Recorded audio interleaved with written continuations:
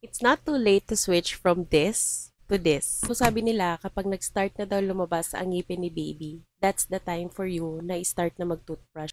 Well, in our case, hindi ko siya ginawa.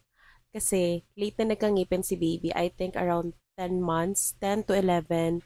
Tapos hindi pa siya ganun ka bilis yung tubo niya. Tapos kung kailan hindi ko na siya masyadong sinisilip, alaman ko na lang na medyo dumadami na yung ngipin niya nung nangangagat na siya sa akin lagi, lalong-lalo na kapag nagpapalatch ako. Chinek ko yung ngipin ni baby and yes, meron na siyang mga marks. Start na ako magpa-toothbrush sa kanya na ganito. Ang dami kong sinearch about toothbrush for toddler or 1-year-old above since 1-year-old na nga si baby or 14 months na.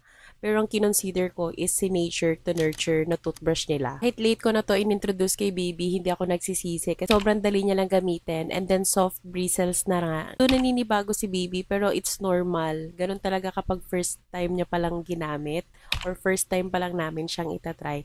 I know sooner or later makakasanayan na rin yung mag-toothbrush. Meron silang green, yellow, purple, orange. So i-check nyo na lang sa yellow basket. Maglalagay na lang ako ng link.